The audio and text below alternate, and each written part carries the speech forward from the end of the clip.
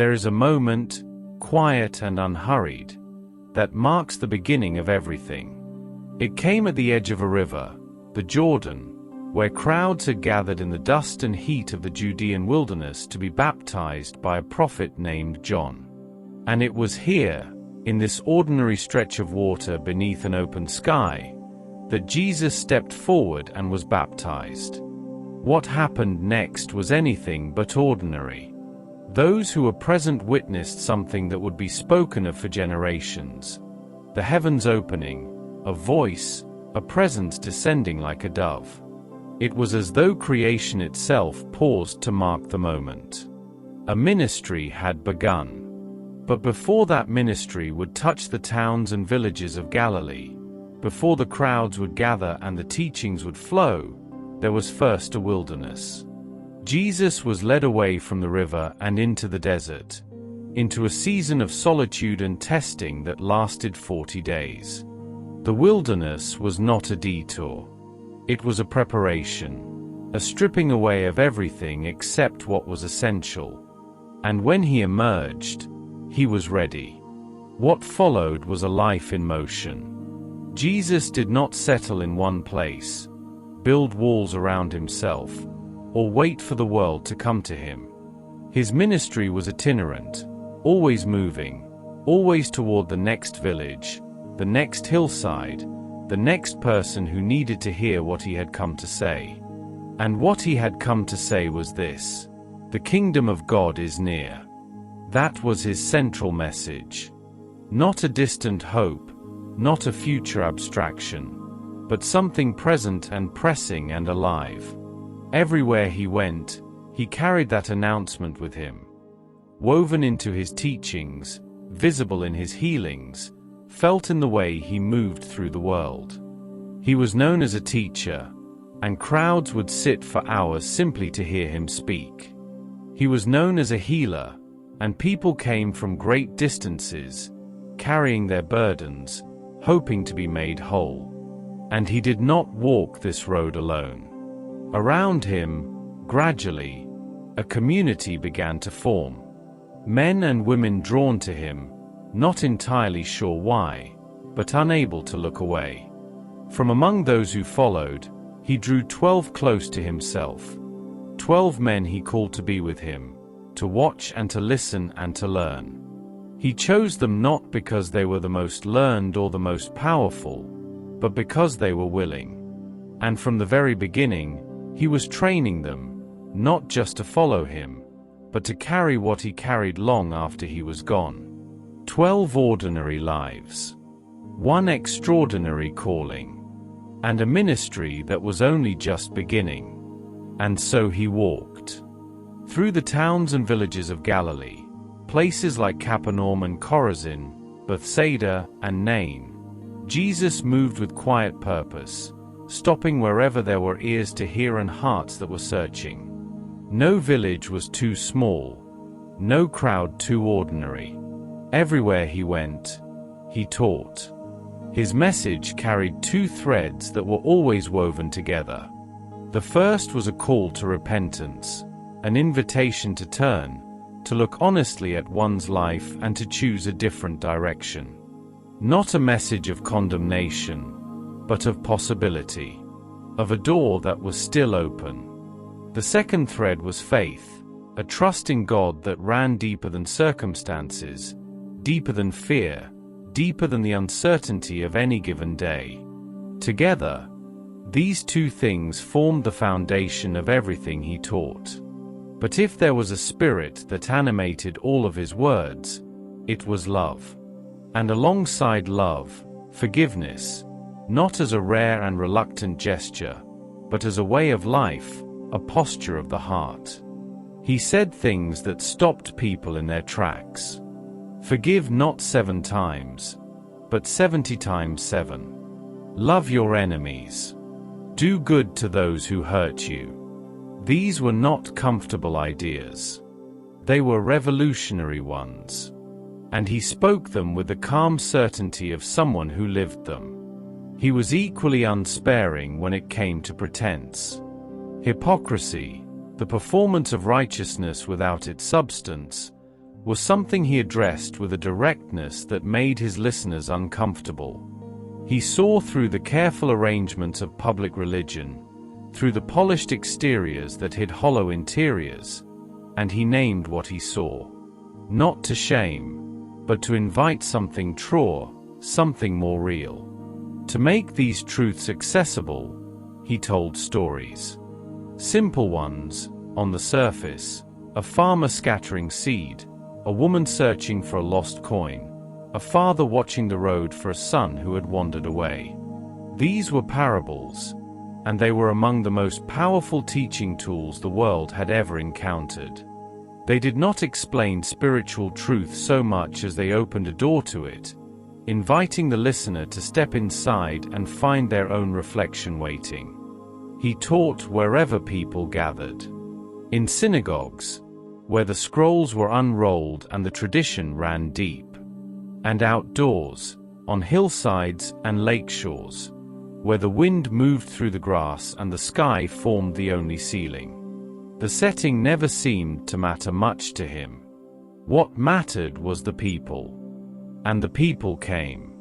They came in large numbers: families, fishermen, religious scholars, soldiers, the curious and the desperate alike.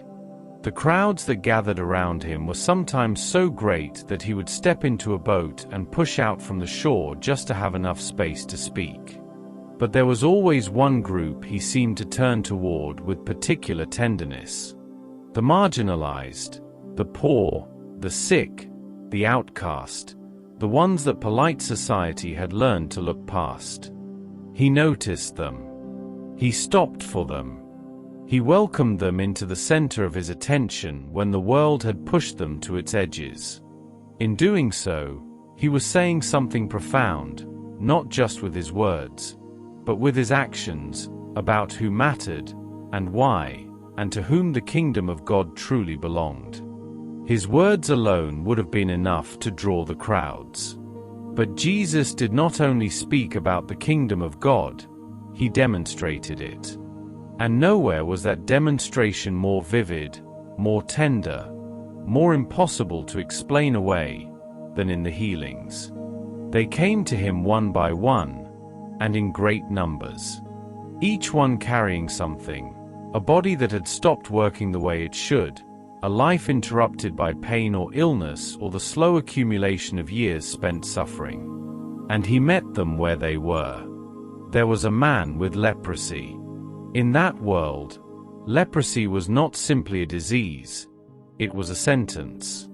It meant separation, exclusion, a life lived at the edges of community, calling out a warning to any who came too close. And yet this man approached Jesus, and Jesus did not recoil. He reached out and touched him. That single gesture, a touch, offered to someone who had perhaps not been touched in years, said everything. And the man was healed.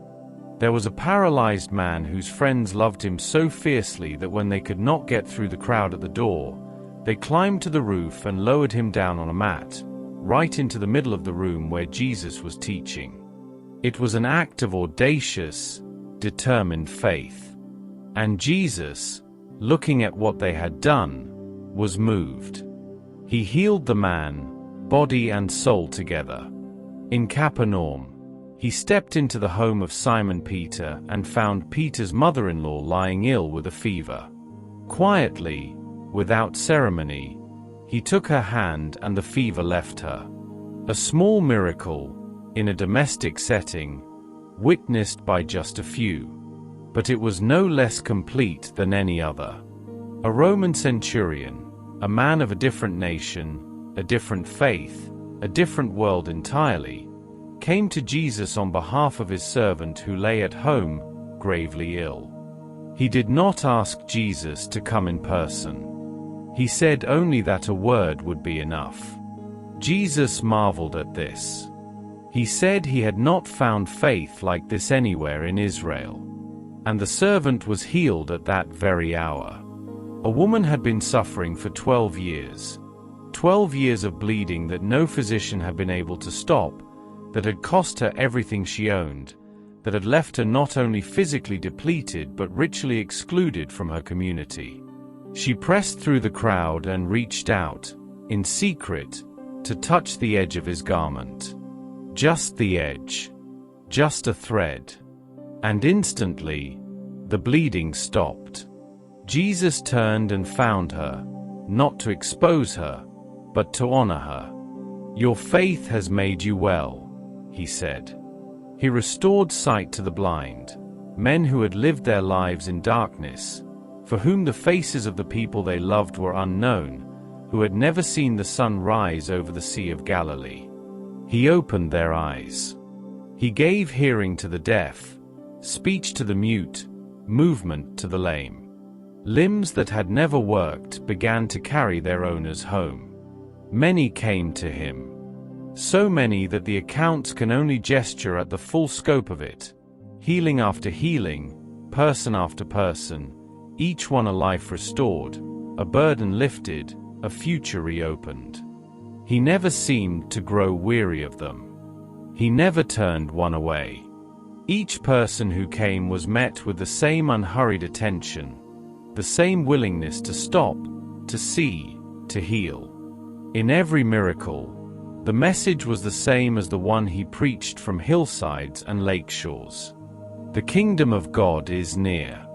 And for those he healed, it was not a distant promise. It had arrived, quietly and completely, in the touch of his hand. The healings were intimate. One person, one moment, one life made whole.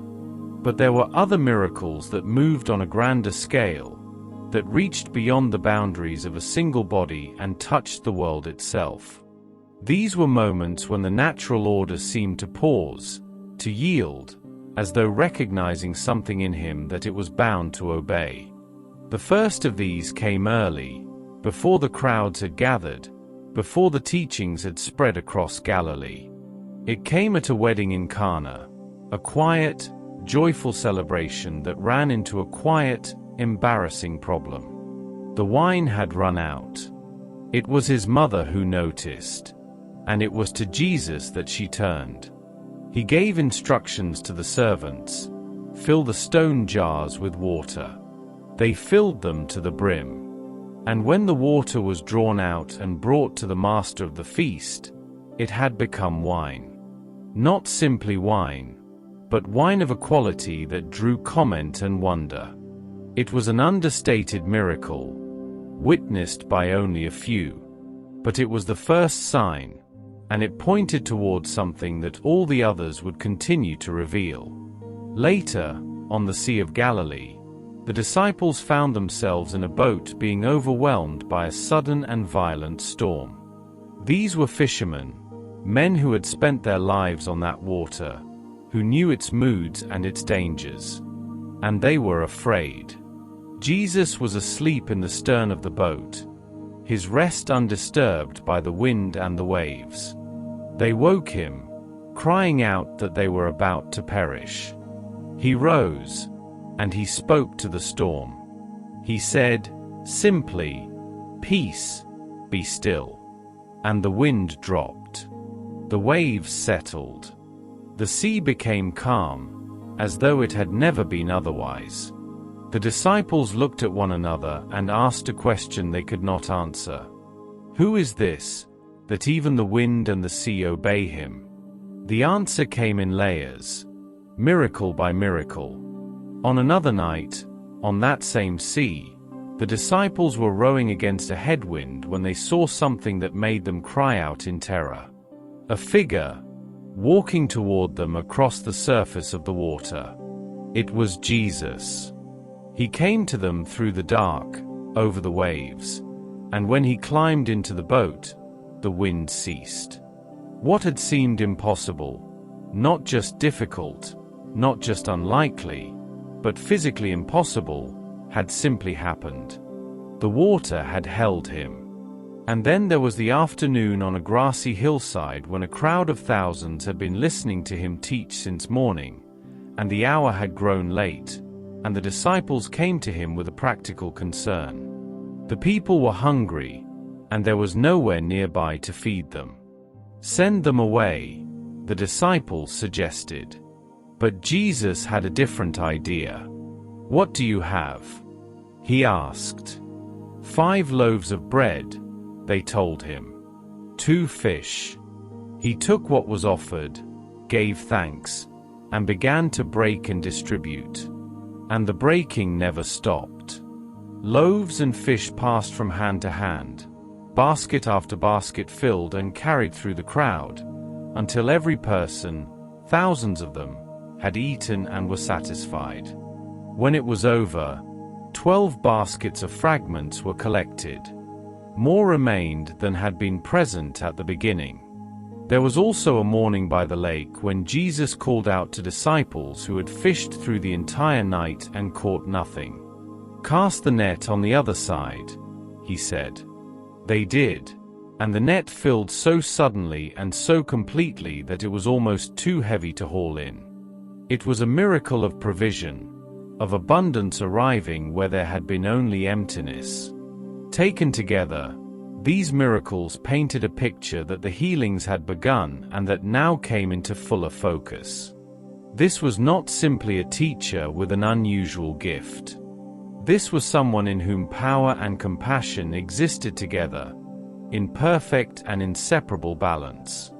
The power was real, undeniable, witnessed by hundreds and thousands, operating across the full breadth of the created world. But it was never power for its own sake. It was always in service of something. Of a family spared embarrassment on their wedding day. Of frightened men on a storm-tossed sea. Of thousands who were hungry and far from home. Of fishermen who had worked through the night for nothing.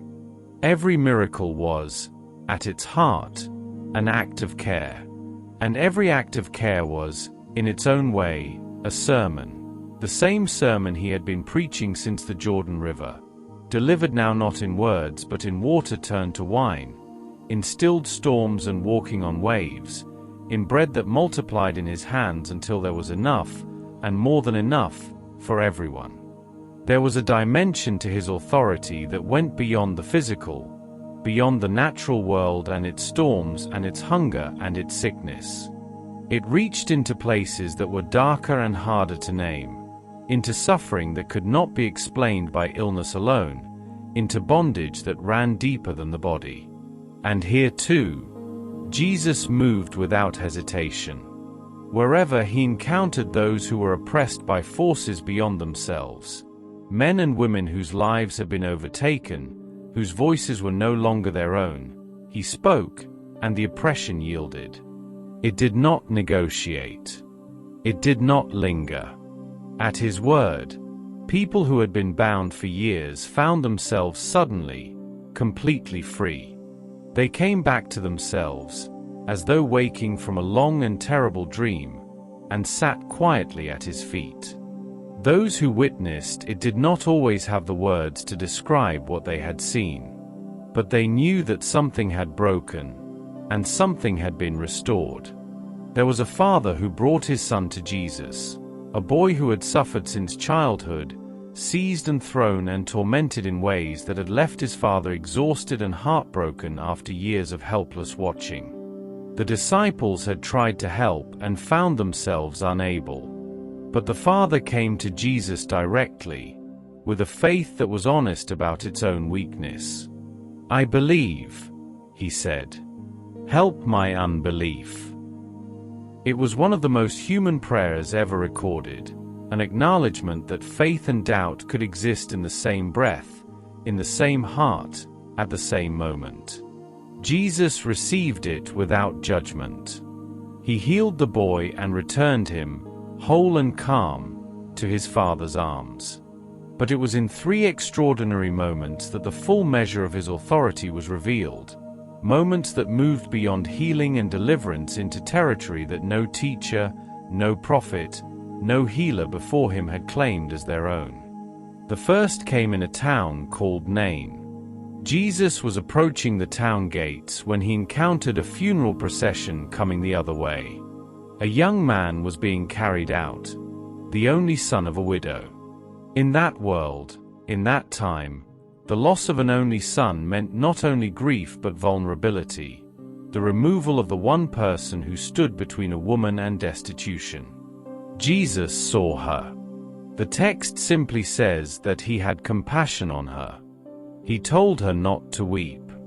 He approached the bier, and he spoke to the young man, and the young man sat up and began to speak. Jesus gave him back to his mother. A life returned. A future reopened. The second came in the home of a synagogue ruler named Jairus, whose 12-year-old daughter lay dying. Jairus had pushed through the crowd to reach Jesus and had fallen at his feet, pleading. Jesus went with him. But before they arrived, word came that the girl had already died. There was no longer any point in troubling the teacher. Jesus heard the message and said only this: "Do not be afraid, only believe." He continued to the house, where the mourners were already gathered and weeping.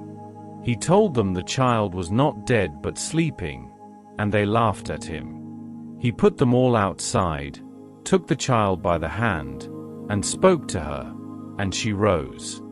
He told her parents to give her something to eat. Life had returned so completely that hunger had returned with it. The third, and most astonishing of all, came at a tomb outside the village of Bethany. Lazarus, a man Jesus loved, the brother of Mary and Martha, had been dead for 4 days.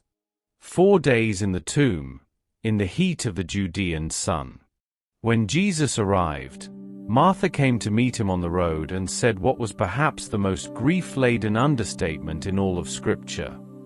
"Lord, if you had been here, my brother would not have died." Jesus wept. Even knowing what he was about to do, he wept, standing at the edge of human grief, fully entering into it rather than standing apart from it. Then he walked to the tomb and asked for the stone to be rolled away. He prayed aloud, simply and openly. And then he called out in a loud voice, "Lazarus, come out." And Lazarus came out, still bound in his grave clothes, still carrying the wrappings of death. And Jesus told those standing nearby to unwrap him and let him go. 3 times, he had stood at the boundary between life and death and called someone back across it. 3 times, that boundary had given way. What this meant was not lost on those who witnessed it, nor on those who heard about it in the days that followed. This was authority of a different order entirely. Not over sickness, not over nature, not over the forces of darkness, but over death itself. The last and greatest enemy. The one thing that had, until now, never yielded to anyone. He wept at the tomb of his friend. And then he opened it. In that sequence, the tears, and then the command, something of who he was came into clearer focus than perhaps anywhere else. He was not distant from human suffering. He entered it fully, felt it completely, and then, from within it, he acted. Not with a performance of power, but with the quiet certainty of someone who knew that death, for all its finality, did not have the last word. There was a particular way that Jesus had reached people. Not always through argument, not always through direct instruction, not always through the kind of formal teaching that filled the synagogues and the schools of his day. He had another method, quieter, more patient, more indirect, and in the end far more penetrating than any of those. He told stories. They were not elaborate stories.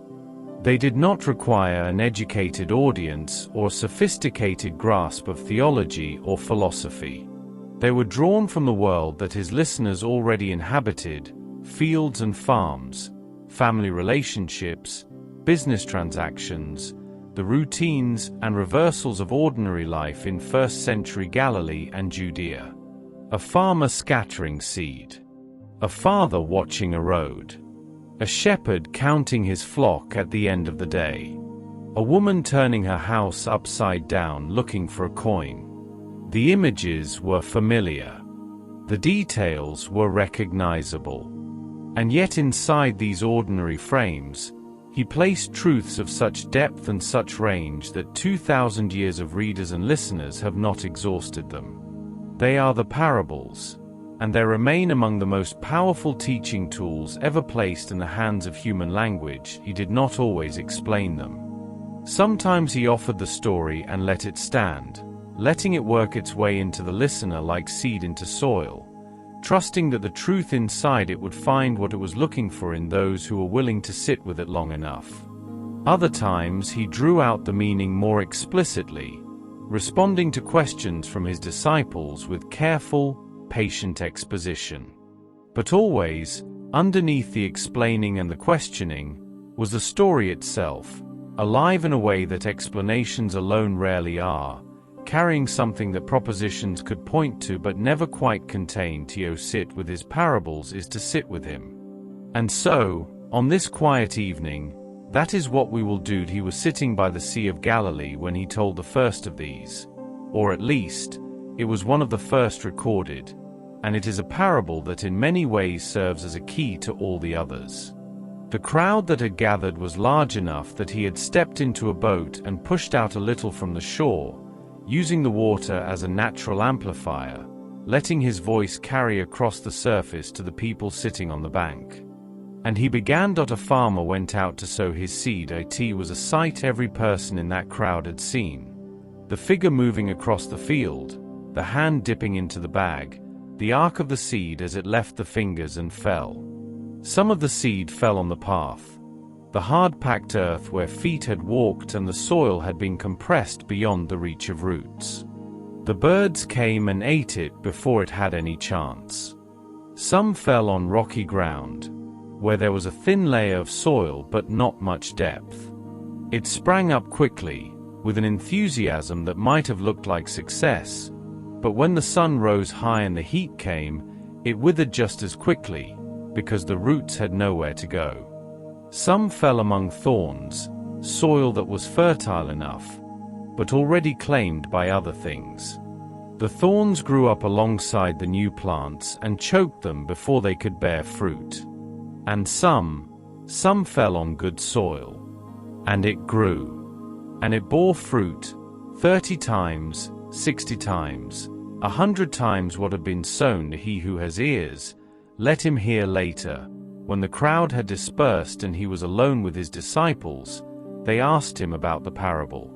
And he explained it with the same unhurried care he brought to everything. The seed, he said, is the word, the message of the kingdom. And the different soils are the different conditions of human hearts when that message arrives. The path is the heart so hardened by traffic, by the accumulated weight of life lived on the surface, that the word cannot penetrate before something comes and takes it away. The rocky ground is the heart that receives the word with immediate enthusiasm, joy, even, but without depth, without the willingness to let roots go down into the difficult and the costly. When trouble comes, when following the word requires something real, the shallow heart falls away. The thorny ground is the heart that is not hard and is not shallow, but is already full of worries, full of the pursuit of wealth, full of the desires of this life, and the word is simply crowded out, displaced by things that seemed more urgent. And the good soil is the heart that hears and understands and holds on, that bears fruit not in a single dramatic moment but over time, steadily, abundantly, in proportion to its depth and its willingness. It is a parable that rewards honest self-examination. Which soil am I? Is a question that does not have a comfortable answer for most people, because most people, if they look with any honesty, can find all four soils somewhere in themselves, places where the word has never really landed, places where it arrived with great feeling and then faded, places where it has been quietly crowded out by other preoccupations, and perhaps, if they are fortunate, some small corner of good ground where something is actually growing. He was not describing fixed categories of people, beyond hope of change.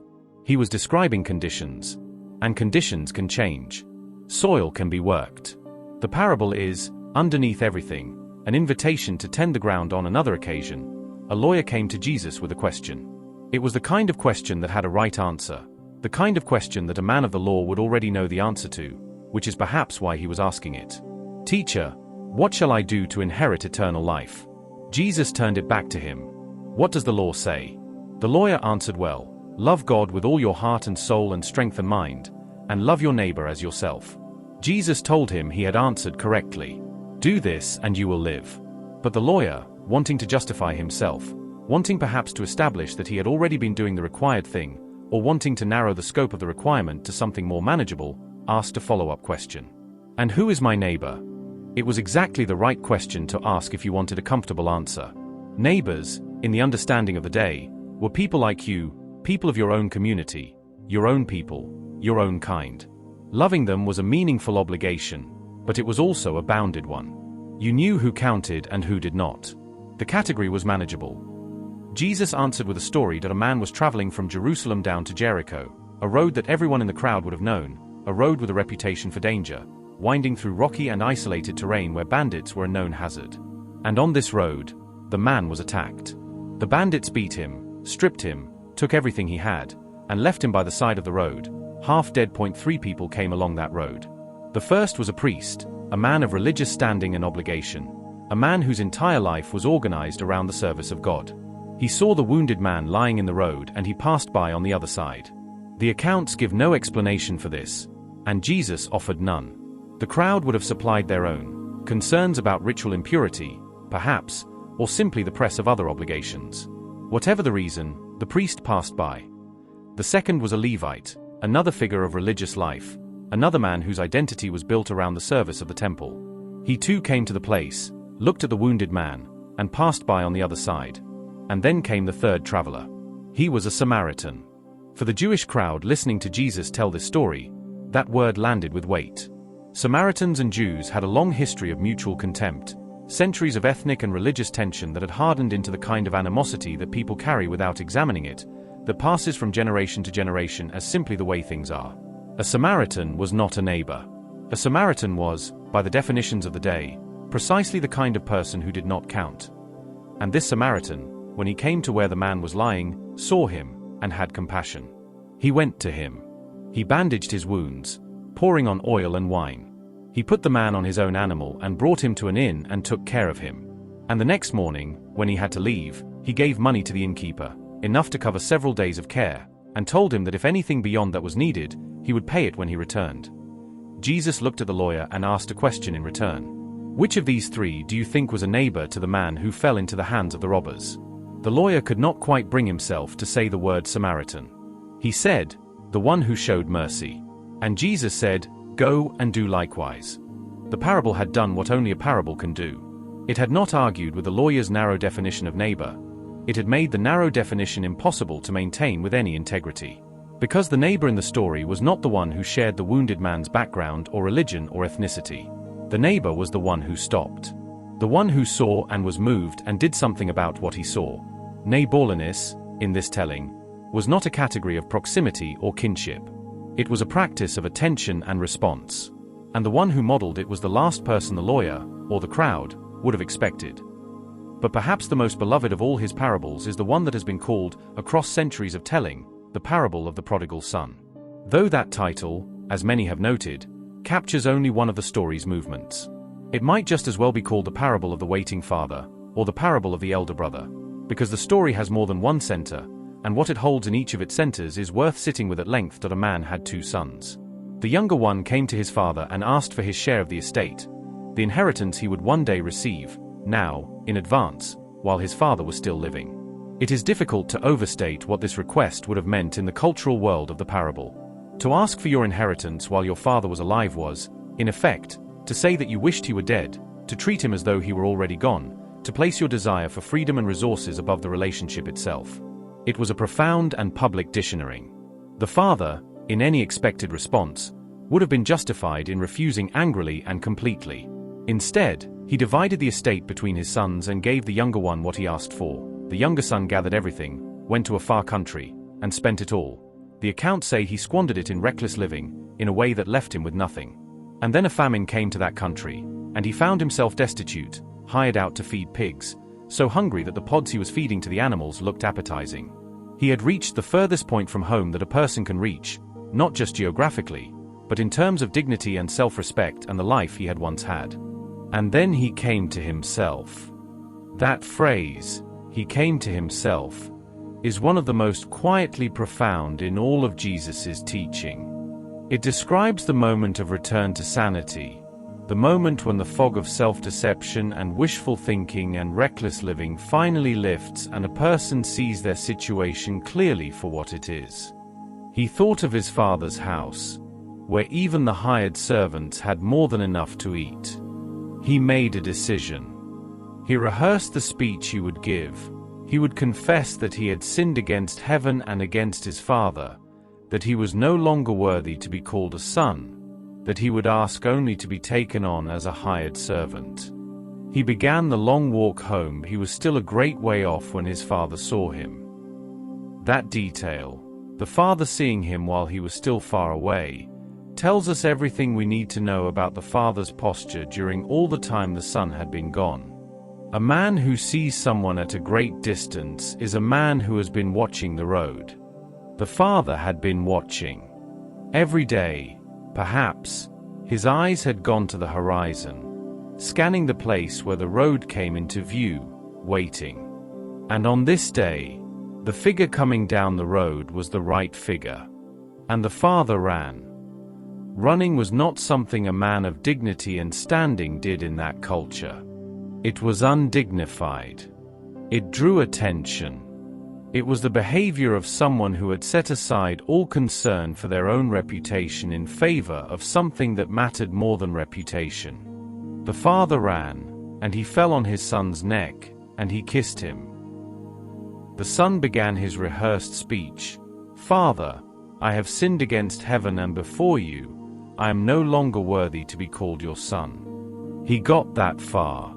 He did not get to the part about being a hired servant, because the Father was already calling to the servants to bring a robe, to bring a ring, to kill the fattened calf, to prepare a celebration.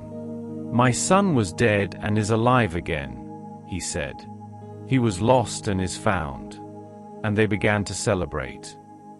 The elder son was in the field when all of this happened, and when he came home and heard the music and the dancing, he was angry. He refused to go in. His father came out to plead with him, and the elder son said everything he had been storing up, perhaps for years. "I have been here the whole time. I have worked for you. I have never disobeyed you. And you never gave me a party. And now this son of yours, who wasted your money, comes home and you kill the fattened calf for him." The father's response to the elder son is as tender as his response to the younger, and in its own way just as searching. "Son, you are always with me, and everything I have is yours. But we had to celebrate, because your brother was dead and is alive, was lost and is found." The parable ends there, without resolution, without telling us whether the elder son went into the party or stayed outside in his anger. It ends mid-conversation, which is itself a kind of invitation. Where would you have stood? Inside with the music and the returned brother and the father who ran down the road? Or outside in the dark, nursing a grievance that was not without its own validity, but that was costing you the one thing that was being offered? The parable contains, in its three figures, an entire map of the human relationship with God: the one who runs away, the one who stays but grows cold, and the one who watches the road and runs to meet what is coming home. And what of the one sheep that was lost? He told that story too. The shepherd who has 100 sheep and loses one, and leaves the 99 in the open country and goes after the one that is lost until he finds it. And when he finds it, he does not send it on ahead. He lays it on his shoulders and carries it home. And he calls his neighbors and says, "Rejoice with me, for I found my sheep that was lost." There is more joy in heaven, Jesus said, over one sinner who repents than over 99 righteous persons who need no repentance. The mathematics of this parable are the mathematics of a love that does not calculate the way the world calculates. By ordinary reckoning, one sheep is 1% of 100. The remaining 99 represent 99% of the investment, the responsibility, the flock. Any reasonable management of risk would suggest staying with the 99 and accepting the loss of one. But the shepherd goes. He goes because the one is not 1% of a flock to him. The one is the one. Each sheep is known by name. Each one is worth the full effort of the search, the full weight of carrying it home on his shoulders. This is the mathematics of the kingdom, not percentages and risk assessment, but the stubborn, unreasonable, beautiful arithmetic of a love that cannot rest while something it loves is lost. He also told them about a mustard seed. He held the comparison in his hands like a small and almost invisible thing. The kingdom of heaven, he said, is like a mustard seed, which a man took and sowed in his field. It is the smallest of all seeds. And yet when it grows, it becomes a tree large enough for the birds of the air to come and make nests in its branches. The contrast is the point. The smallness of the beginning and the largeness of the end. The kingdom he was announcing did not arrive the way kingdoms usually arrive, with armies and fanfare, with the weight of established power making itself felt across the land. It arrived like a seed dropped in the soil. Almost invisible, easily overlooked, indistinguishable, in the early days, from nothing much at all. And yet within it was something that the soil and the sun and the rain would eventually bring to a size that no one looking at the seed could have predicted. He was telling his listeners, and through them, all who would come after, not to be deceived by the smallness of what they were seeing. The measure of a kingdom is not in how it begins, but in what it becomes. He told another story, similarly brief, about a merchant searching for fine pearls. The merchant spent his life in the trade, buying and selling, assessing and acquiring, always alert to quality, always moving through the world with an eye trained to recognize value. And one day he found it. One pearl, of a beauty and a quality beyond anything he had seen in all his years of searching. And the merchant went and sold everything he had, every other pearl, every asset, everything, and bought it. The kingdom of heaven, he said, is like that pearl. Not like a pearl discovered accidentally, but like the thing that a whole life of searching has been moving toward. And when you find it, nothing else retains its former value in comparison. Not because the other things were worthless, but because this thing is worth everything. The question the parable poses is quiet but persistent. What would you sell to have it? There was also a servant who owed an impossible debt. The amount was staggering, 10,000 talents, a sum so vast that no servant could hope to repay it in many lifetimes. He was brought before his master and the accounting was made, and the master ordered that he and his family and everything he had should be sold in partial repayment. The servant fell to his knees. "Have patience with me," he said, "and I will repay everything." It was not a credible promise. The debt was too large, but it was an honest one, the plea of a desperate man who wanted more time. And the master, moved with compassion, did something that no one in the room was expecting. He cancelled the debt entirely. All of it. The impossible amount, written off, forgiven, gone. The servant left. And on his way out, he found a fellow servant who owed him a small amount, 100 denarii. A real sum but a manageable one. A debt of a completely different order from the one that had just been forgiven him.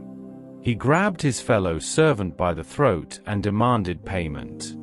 The fellow servant fell to his knees and said the same words the first servant had said to the master. Have patience with me, and I will repay you." And the first servant refused. He had his fellow servant thrown into prison until the debt was paid. When the other servants saw what had happened, they went to the master and told him everything. The master summoned the first servant. "You wicked servant," he said. "I forgave you all that debt because you pleaded with me. Should you not also have had mercy on your fellow servant, as I had mercy on you?" And the master, in his anger, handed the servant over to the jailers until the unpayable debt was resolved. The point is not subtle, and Jesus did not leave it unstated. So also, he said, "My heavenly Father will do to every one of you, if you do not forgive your brother from your heart." The forgiveness that has been received is meant to flow outward. It is not a resource to be stored, a grace to be hoarded.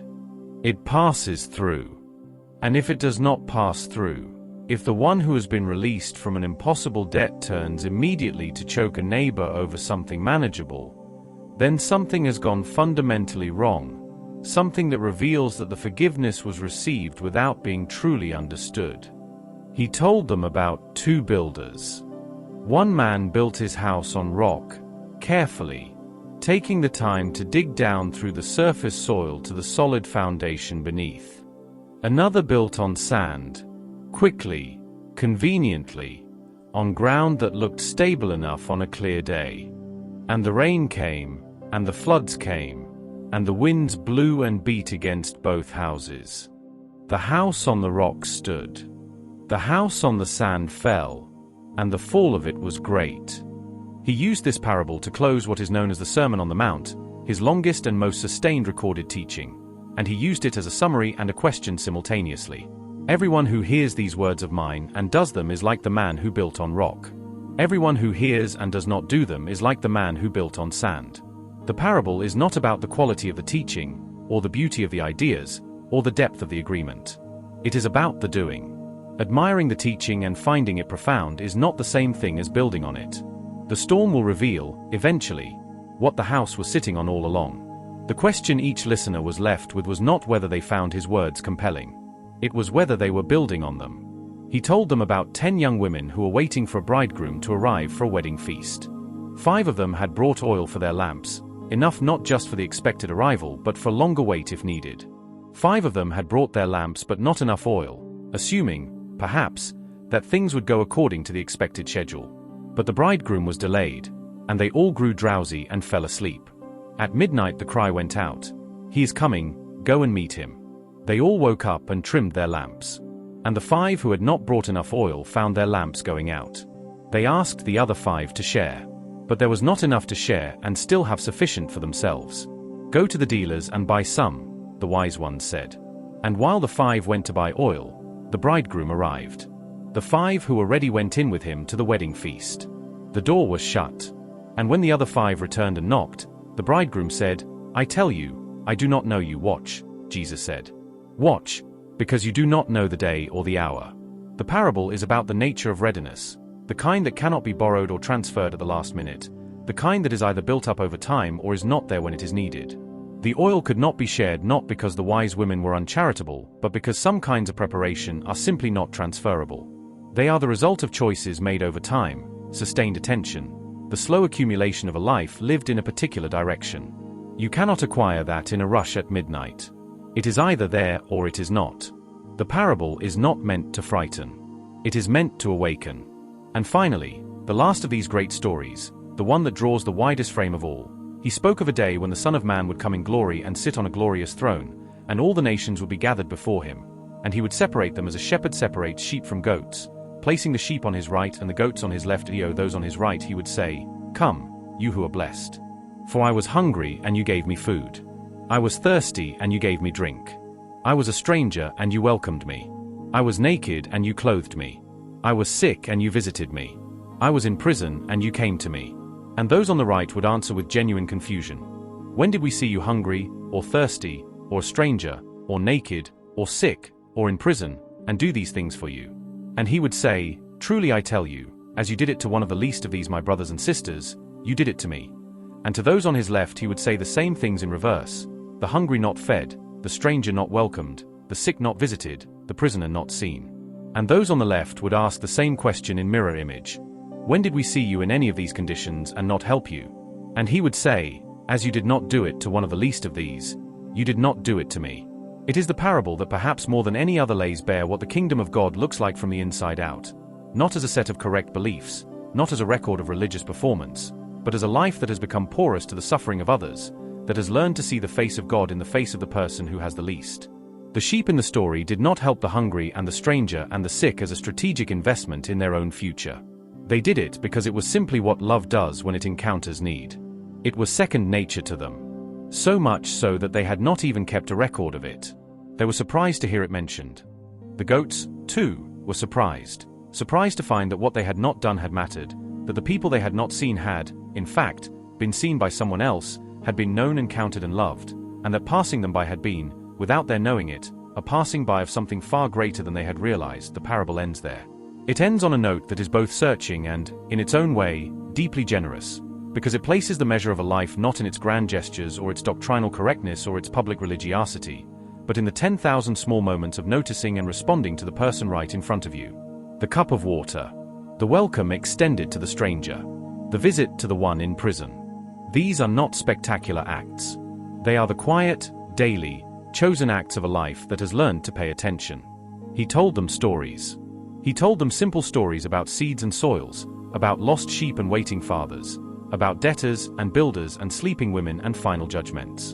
And in every story, hidden inside the ordinary images like treasure hidden in a field, was the same truth turning over and over, catching the light from a different angle with each telling, that the kingdom of God is near, that it is worth everything, that it is found in the most unexpected places and the most unexpected people, and that the ones who enter it are not necessarily the ones who look the most ready, or the most religious, or the most certain. They are the ones who heard, and understood, and let the word find good soil in them, and stayed. He who has ears, let him hear. And yet, for all of this, for the healings and the teachings, for the storms stilled and the dead raised, for the thousands fed and the captives freed, not everyone who encountered Jesus was moved to follow him. Some were moved to resist him. And as his ministry grew in reach and in reputation, so too did the opposition that gathered in its shadow. It came first, and perhaps most painfully, from the place he might least have expected it. He returned to Nazareth, the town where he had grown up, where the neighbors knew his family, where the people had watched him grow from a child into a man.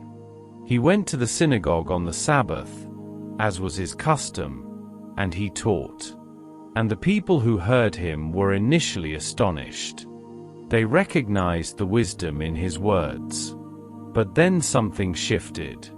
They began to ask questions, not open questions, not questions born of genuine seeking, but questions designed to reduce him to something manageable. Is this not the carpenter's son?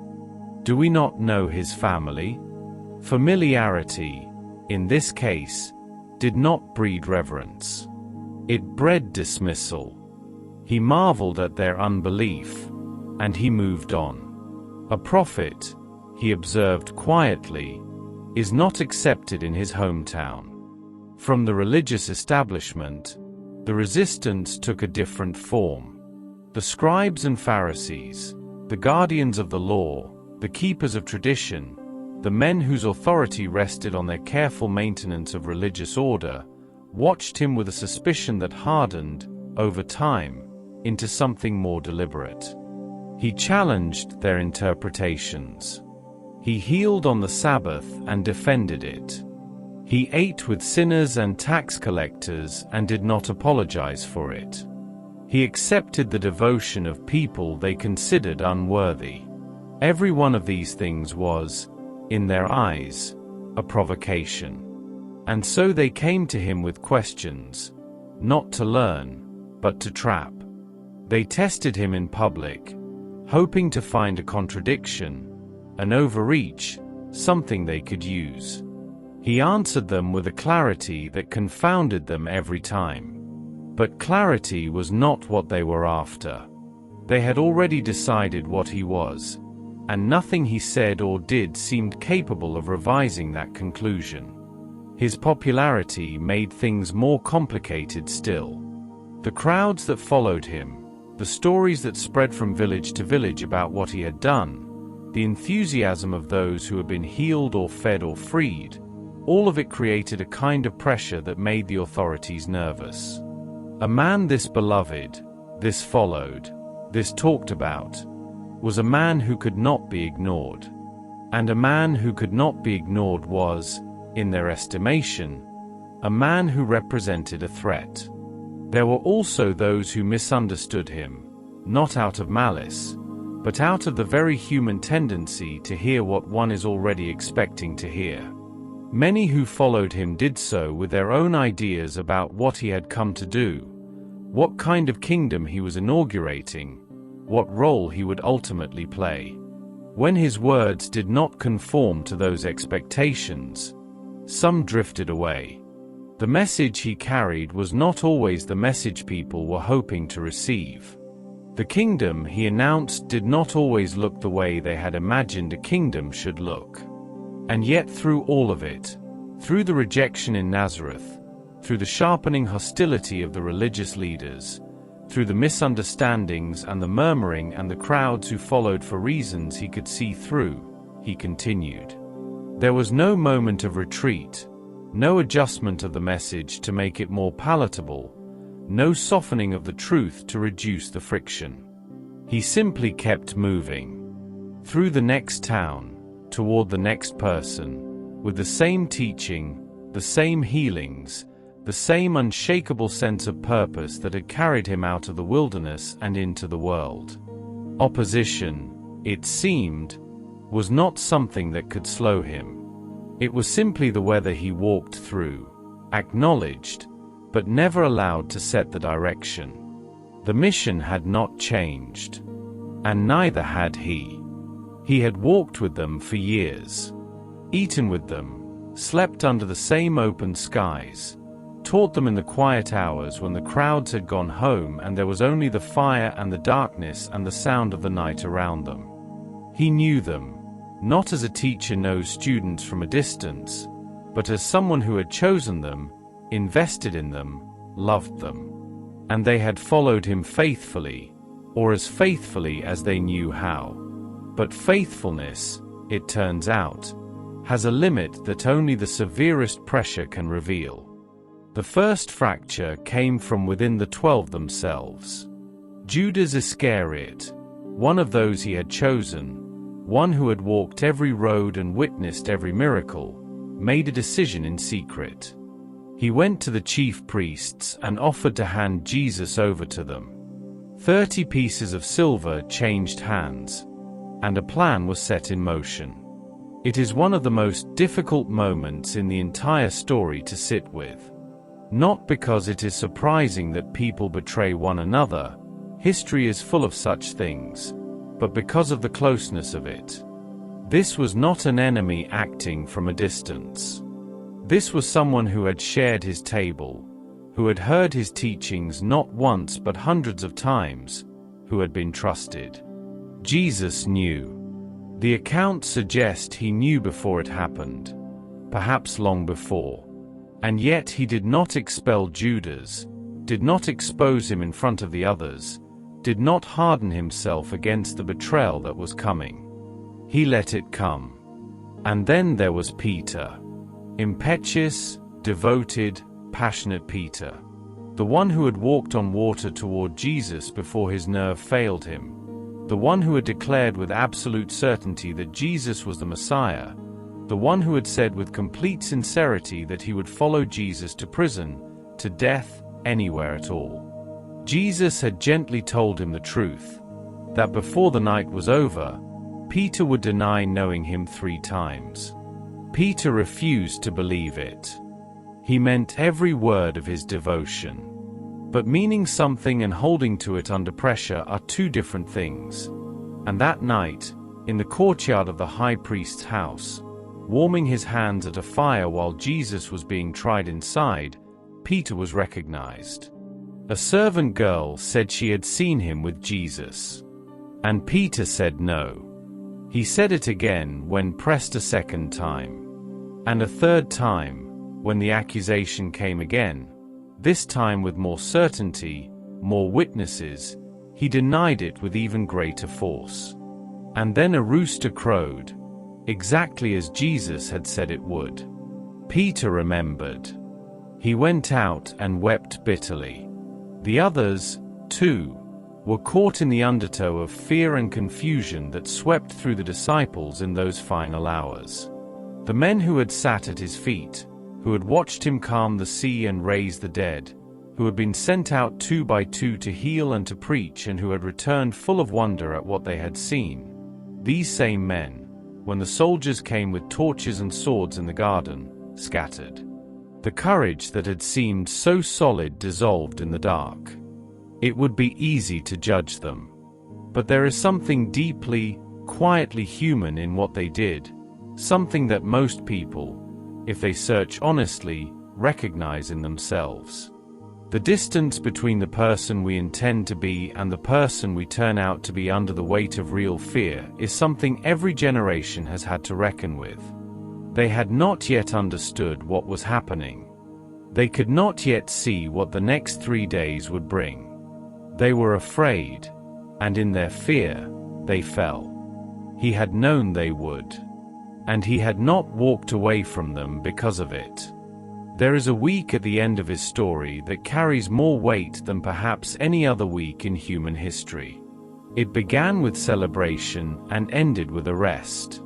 It moved from the sound of crowds cheering in the streets to the sound of soldiers in a garden. And through all of it, Jesus walked with a steady, unhurried bearing of someone who knew exactly where he was going and had chosen, freely and fully, to go there. He entered Jerusalem on a Sunday. Word had spread that he was coming, and people lined the road, some spreading their cloaks on the ground before him, others cutting branches and waving them, all of them crying out in voices full of hope and longing, "Blessed is he who comes in the name of the Lord." The city stirred at his arrival, people asking one another who this was, the name Jesus passing from mouth to mouth like a wave moving through water. It was a triumphant entry, and yet there was something in it that the celebrating crowds could not quite read. Something in the way he received their praise that was at once fully present and quietly apart from it, as though he could already see past the cheering to what lay just beyond. He went to the temple. It was the heart of Jewish religious life, the dwelling place of God among his people, a house of prayer that drew worshippers from across the known world. And what he found there troubled him deeply. The outer courts had been filled with merchants and money changers, commerce and transaction crowding out the very space that had been set aside for the nations to come and pray. He overturned the tables. He drove out the sellers. He quoted the prophets, "My house shall be called a house of prayer, but you have made it a den of thieves." It was one of the few moments in the accounts where his emotion broke the surface in a visible and physical way. This was not anger without love. It was love expressing itself as something fiercer than tenderness, a refusal to let the sacred be reduced to the convenient. In the days that followed, he taught in the temple courts, and the people came early in the morning to hear him. The chief priests and scribes, watching and listening, looked for ways to trap him. He answered every challenge, every loaded question, with a clarity that left his questioners without a response and the crowds full of wonder. He spoke about the destruction of the temple, about the end of the age, about things that were coming that his disciples could not yet fully comprehend. And he told them plainly, more than once, what was going to happen to him, that he would be handed over, that he would suffer, that he would be killed. He did not soften it. He said it clearly and continued teaching. And then came the evening that would outlast every other evening in the memory of his followers.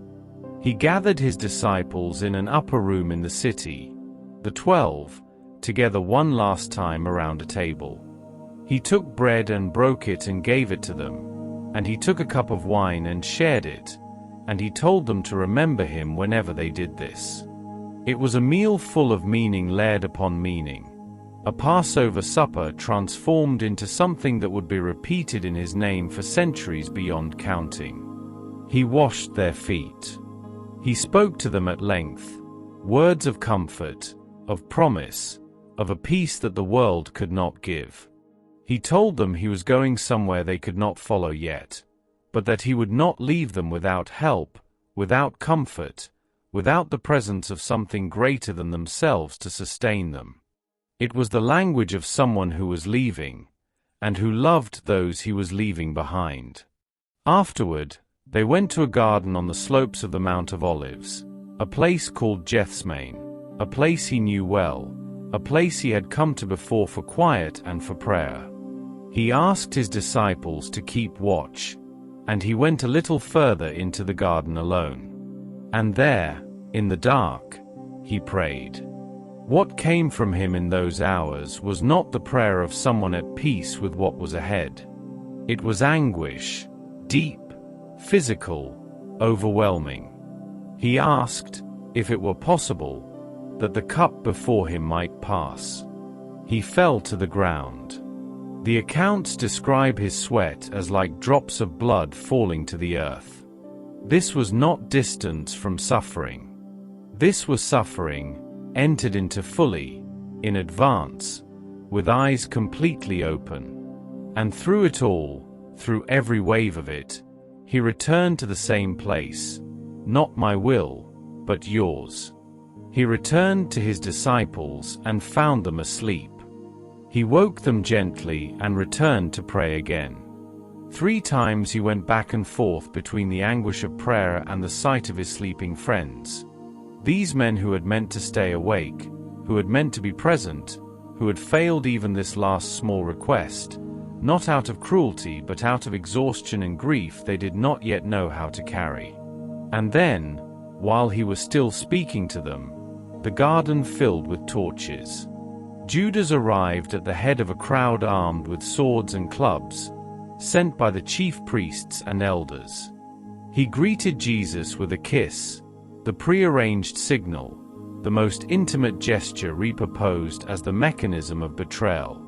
There was a brief commotion, a sword drawn, a servant's ear cut off. Jesus healed it.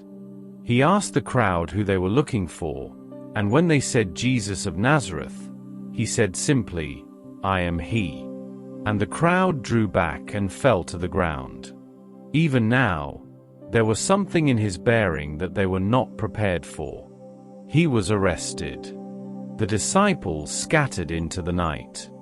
He was led away through the dark streets of Jerusalem to face a trial that had, in many ways, already concluded before it began. He stood before the high priest, before the Sanhedrin, before Pontius Pilate, answering questions, remaining largely silent, neither begging for mercy nor denying who he was. He endured mockery and accusations and the calculated machinery of those who had decided, long before this night, that he needed to be removed. Through all of it, the table, the garden, the arrest, the trial, there is the same quiet thread running beneath everything. He was not a man swept away by events beyond his control. He was someone moving deliberately through a night he had seen coming, choosing each step, holding to something that those around him could not yet see and could not yet understand. The night had been long, and the morning that followed it was longer still. He had stood before Pontius Pilate, the Roman governor, a man of political calculation rather than moral conviction, and the machinery of judgment had ground forward with a terrible momentum. Pilate questioned him. He found no fault in him. He said so, more than once, in front of the crowd that had gathered outside his headquarters in the early hours of the morning. He tried to release him, offering the crowd a choice, as was the custom at Passover, between Jesus and a man named Barabbas, a criminal, a man of violence. The crowd chose Barabbas. Pilate tried again, and again the crowd pressed for the same outcome. In the end, Pilate did what men of his kind have always done when personal conscience meets the weight of public pressure. He yielded. He called for water and washed his hands before the crowd and declared himself innocent of this man's blood.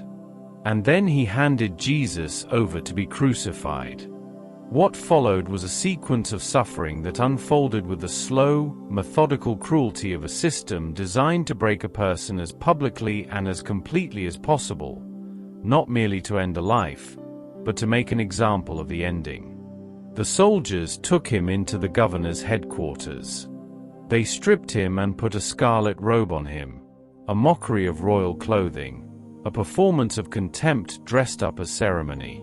They twisted together a crown of thorns and pressed it onto his head. They put a reed in his right hand as a false scepter and knelt before him in false homage, saying, "Hail, King of the Jews," before striking him with the reed and spitting on him. It went on. There was a flogging, the kind that Roman soldiers administered with practiced efficiency, with a whip designed to lacerate. By the time it was over, he had been beaten to the point where carrying his own cross through the streets of Jerusalem became something he could not sustain for the full distance. A man named Simon of Cyrene, a passerby, someone simply present at the wrong moment, or perhaps the right one, was seized by the soldiers and made to carry the cross behind him. The road through the city was crowded. People lined the streets, some jeering, some curious, some weeping. Among those who wept were women of Jerusalem, and he turned to them as he walked and spoke to them, even now, even in this, not receiving their grief but redirecting it, telling them not to weep for him but for themselves and for what was coming. Even on the road to his own execution, he was present to others. Even now, his attention moved outward. They came to a place outside the city walls called Golgotha, a word that means the place of the skull. It was the site of Roman crucifixions, chosen for its visibility, its accessibility, its capacity to serve as a public warning to all who passed by. This was where they brought him. They offered him wine mixed with myrrh, a mild sedative, a small mercy extended even by those carrying out the execution. He tasted it and refused it. He would face what was coming without the blunting of his senses. Then they laid the cross on the ground and they nailed him to it, through his wrists, through his feet, with the matter-of-fact efficiency of men for whom this was not an extraordinary day, but simply a morning's work. The cross was lifted and set into the ground, and he hung there between two criminals, one on his right and one on his left. Above them a sign written in 3 languages: Jesus of Nazareth, King of the Jews. The hours on the cross were hours of unimaginable physical suffering. Crucifixion was designed to be slow, the body's own weight conspiring with gravity to make each breath a labor, every moment a negotiation between agony and the simple act of staying alive. And yet what emerges from the accounts of those hours is not only suffering. It is also voice. He spoke from the cross, and what he said in those hours is among the most profound and searching utterance in all of human history. He looked down at the soldiers dividing his garments by lot, at the crowd that mocked him, at the religious leaders who called out for him to save himself if he truly was who he said he was. And he said, "Father, forgive them, for they do not know what they are doing." Forgiveness, offered not from a place of safety and distance but from the cross itself, in the middle of the very act being forgiven. It was the ultimate expression of everything he had taught. Love your enemies, pray for those who persecute you, lived out to its absolute limit. One of the criminals crucified beside him joined in the mockery. But the other turned to Jesus and said something remarkable. He acknowledged his own guilt. He defended Jesus. And he asked only this: "Remember me when you come into your kingdom." It was a small, desperate, honest request, made by a dying man to another dying man, in the last hours of both their lives. And Jesus said to him, "Truly I say to you, today you will be with me in paradise." Grace, extended to the very last moment, to the very last person, in the very last place anyone would have thought to look for it. His mother was there. Mary, who had carried him, nursed him, raised him, who had heard the angel's words before he was born and had kept so many things, pondering them quietly in her heart across all the years of his life. She stood near the cross with a small group of women who had followed him from Galilee, who had refused to flee when the disciples scattered. Beside her stood the disciple whom Jesus loved. And from the cross, he looked at them both. He said to his mother, "Woman, behold your son." And to the disciple, "Behold your mother." Even here, in his final hours, he was tending to the people he loved, making provision for those who would remain when he was gone. Darkness came over the land in the middle of the day, from the 6th hour to the 9th hour, 3 hours of darkness over the whole region. It was as though the created world was marking what was happening in its own way, refusing to remain indifferent. And somewhere in the depths of those dark hours, he cried out with a loud voice, a cry from the depths, a cry drawn from the Psalms, ancient words that now carried the full weight of his experience. My God, why have you forsaken me?" It is a cry that has unsettled readers and listeners for 2,000 years, because it does not sound like the voice of someone removed from human suffering. It sounds like the voice of someone at the absolute center of it, abandoned, bereft, in the darkest place a soul can reach. It is perhaps the most human thing he ever said. He said he was thirsty. They offered him sour wine on a sponge lifted to his lips on a reed. And then, with the sour wine received, he spoke again. "It is finished." 3 words, or in the original language, one, that carried the weight of completion rather than defeat. Not the cry of something broken, but the declaration of something accomplished. And then he said, in the quietest of all his final words, "Father, into your hands I commit my spirit." And he breathed his last. The curtain of the temple, the thick, heavy veil that separated the holy place from the most holy place, the symbolic boundary between the presence of God and the world of human beings, tore from top to bottom at the moment of his death. The earth shook. Rocks split. The Roman centurion who had been standing at the foot of the cross throughout the entire ordeal looked up and said, "Truly, this was the Son of God." The crowd that had gathered to watch began to drift away, beating their chests in a gesture of mourning and distress. Those who had known him and loved him stood at a distance, watching.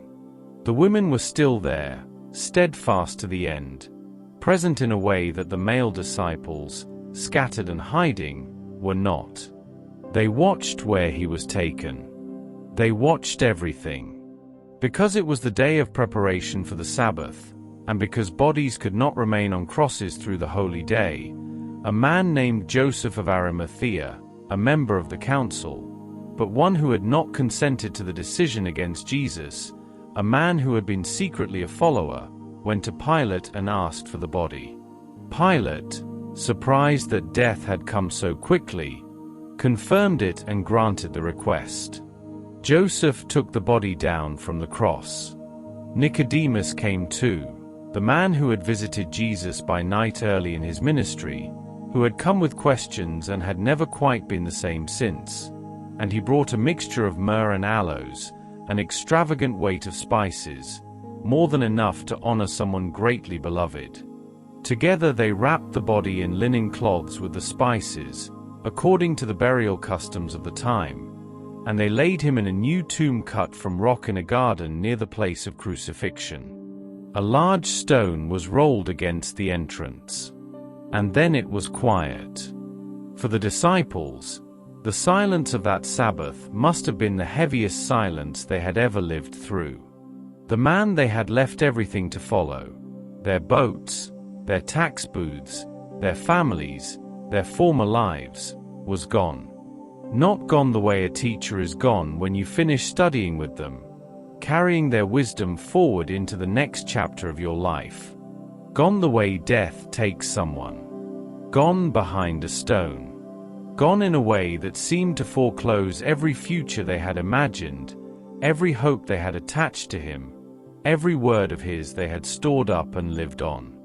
They had heard him speak about rising. He had said it plainly, more than once. But in the dense fog of grief, words heard before become very difficult to hold on to. What they had seen with their eyes, the cross, the blood, the burial, the stone, pressed heavily against anything they had heard with their ears. They were behind locked doors, the accounts tell us, for fear. Fear of the authorities, yes, but also perhaps fear of something more elemental. The fear that comes when the thing you have built your life around turns out to be, or seems to be, less solid than you believed. The women who had stood at the cross, who had watched where he was laid, who had gone home and prepared more spices and ointments before the Sabbath closed in around them. These women held their grief through the long stillness of that day and made plans to return to the tomb when the Sabbath was over. They would anoint his body properly. They would do this last thing for him. It was all that was left. Outside the city, the stone sat against the tomb in the gathering dark of that Sabbath evening. The guards that the chief priests had requested from Pilate stood their watch, an irony so quiet it almost escapes notice, that the most elaborate precautions were taken to secure a tomb that could not, in the end, be secured. The world did not know yet what the next morning would bring. The disciples did not know. The women did not know. The guards did not know. The chief priests did not know. The whole of history stood, in that long and terrible silence, on the edge of something it had never encountered before. And in the dark, behind the stone, in the stillness, something was happening. Something that no soldier and no stone and no amount of human certainty about the finality of death had any power to prevent. But that is a story for the morning. The morning came the way all mornings come. Quietly, incrementally, the darkness giving way to gray before the gray gives way to light. But this morning was not like all mornings. This morning was the hinge upon which everything would turn. It was the first day of the week. The Sabbath was over. And before the sun had fully risen over Jerusalem, before most of the city had stirred, a small group of women were already moving through the early light toward the garden where the tomb was. They carried spices. They had prepared them carefully, lovingly, on the day before the Sabbath, and they had waited through the long stillness of that holy day with the patience of people who have nothing left to wait for except the chance to perform one final act of devotion. They were not going to the tomb expecting anything other than a tomb. They were talking among themselves as they walked, asking each other the practical question that had been occupying their thoughts since they had watched the stone rolled into place. Who will roll the stone away for us? It was large. Too large for a small group of women to move on their own. But they went anyway, because going was what love did when there was nothing else left to do. They arrived at the tomb and found that the question they had been asking each other along the road had already been answered, not by any human hand, but by something far beyond it. The stone was rolled away. Not partially, not shifted slightly to one side, but completely away from the entrance. They stopped. The world as they understood it had just lurched in a direction none of them had anticipated. They went inside, or they looked in. The accounts carry slightly different emphases, each one capturing a different facet of a moment too extraordinary for any single telling to contain, and the body was not there. The linen cloths that had wrapped him were present, lying as though the body had simply passed through them and left them behind. But he was gone. The tomb was empty in a way that no tomb had ever been empty before, in a way that the word empty barely begins to describe. Because this was not the emptiness of absence but the emptiness of departure, the emptiness of something having happened here that the world did not yet have the language for. There was an angel, or two, depending on the account, each one capturing what the witnesses could absorb of a moment that exceeded ordinary perception.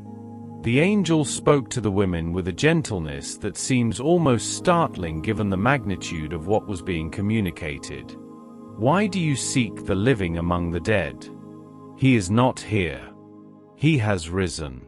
Remember how he told you, while he was still in Galilee, that the Son of Man must be delivered into the hands of sinners, and be crucified, and on the third day rise.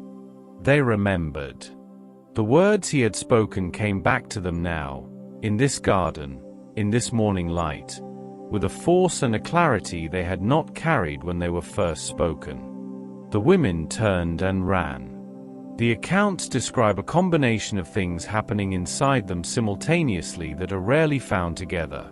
Fear and great joy, trembling and astonishment, a mixture so volatile and so overwhelming that the only possible response was motion. They ran to tell the disciples. But it was Mary Magdalene who stayed, or who returned. She stood outside the tomb weeping, the grief of the past days still moving through her, the confusion of the empty tomb added now to the weight of everything else. She stooped to look into the tomb again, as though looking might produce a different result, as though the tomb might yield up what the tomb had been holding. And she saw the angels, sitting where the body had been, one at the head and one at the feet. They asked her why she was weeping. She told them, "They have taken away my Lord, and I do not know where they have laid him." And then she turned around. There was a man standing nearby. She did not know, at first, who he was. In her grief, through her tears, she assumed he was the gardener. He asked her the same question the angels had asked. "Why are you weeping? Whom are you seeking?" And she said to him, "Sir, if you have carried him away, tell me where you have laid him and I will take him away." She would carry him herself. She would find him wherever he had been taken. Even now, even undone by grief, she was looking for a way to do something, to act, to stay close to the one she loved. And then he said her name. Just her name. Mary. One word, in a voice she recognized instantly, in a way that no explanation can fully account for. The way a voice known and loved can reach through any amount of confusion and find you at the center of yourself. She turned.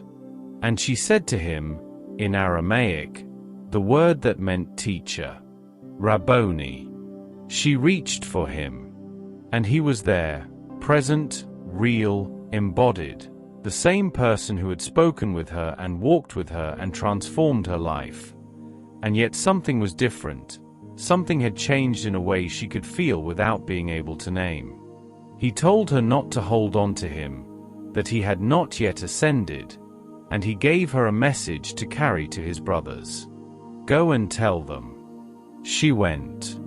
She became, in that garden on that morning, the first person to carry the news of the resurrection, a woman, an unlikely messenger by the standards of her world, chosen by him as the first witness to the greatest event in human history. The other women, running from the tomb, encountered him on the road. The accounts describe them taking hold of his feet and worshipping him, and him telling them not to be afraid, telling them to go and tell his brothers. The news was spreading outward from the garden like ripples from a stone dropped in still water, carried by the voices of those who had loved him most faithfully through the darkest hours. Peter and the disciple whom Jesus loved ran to the tomb when they heard the news from Mary. They ran together, and the other disciple outran Peter and arrived first but stopped at the entrance. Peter, characteristically, went straight in. He saw the linen cloths lying there, and the face cloth that had been on Jesus' head, not lying with the linen cloths, but folded and set apart in a place by itself. That detail, the folded cloth, has been wondered about for centuries. It was not the scene of a body hastily removed, not the disorder of a theft carried out in darkness. It was orderly, intentional. The cloth folded and set aside the way a person sets something aside when they are finished with it. Peter saw it and marveled. The other disciple came in and saw and believed. And they went back to their homes, the world inside them rearranging itself around something that had no precedent, no category, no existing framework into which it could be easily placed. That same day, 2 of his followers, not from the 12, but part of the wider circle of those who had followed him, were walking from Jerusalem to a village called Emmaus, about 7 miles away. They were talking with each other about everything that had happened. The conversation had the texture of people trying to process something too large and too painful to process. Going over the details, rehearsing the events, asking the questions that had no answers. And as they walked and talked, a stranger fell into step beside them and asked what they were discussing. They stopped walking, their faces heavy with grief. One of them said, "Are you the only visitor to Jerusalem who does not know the things that have happened there in these days?" And the stranger asked, "What things?" So they told him. They told him about Jesus of Nazareth, who was a prophet mighty in deed and word before God and all the people. They told him how the chief priests and rulers had delivered him up to be condemned to death and had crucified him. And then they said something that captures, more honestly than almost anything else in the accounts, the particular quality of the grief of that Sabbath. But we had hoped that he was the one to redeem Israel. We had hoped. Past tense. Hope spoken in the past tense is one of the saddest grammatical constructions in any language. We had hoped, and now the hope is gone, and we are walking away from Jerusalem with empty hands and no idea what comes next.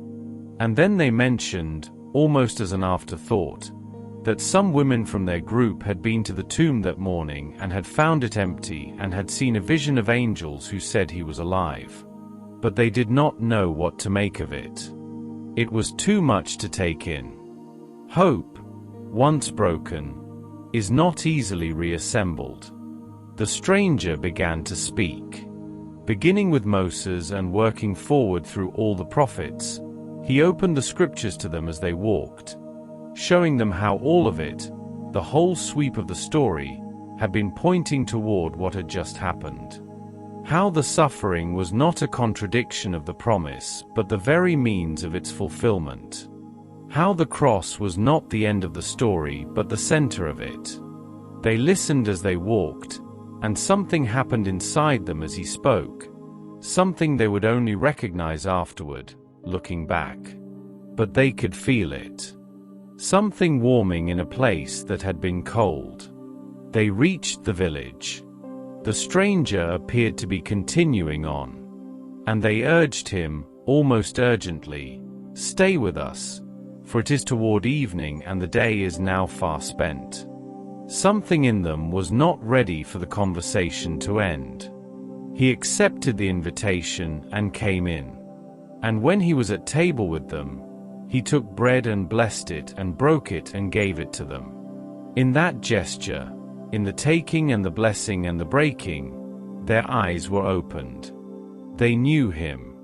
And he vanished from their sight. They sat there for a moment in the ringing quiet of that recognition. And then they said to each other, "Did not our hearts burn within us while he talked to us on the road, while he opened to us the scriptures?" They had felt it. They had felt something happening inside them on that road that they had not had the words for in the moment. Now they had the words. They rose that same hour. It was evening by now, the day nearly gone, and they walked the 7 miles back to Jerusalem. Not tomorrow. Not in the morning. Now. They could not wait.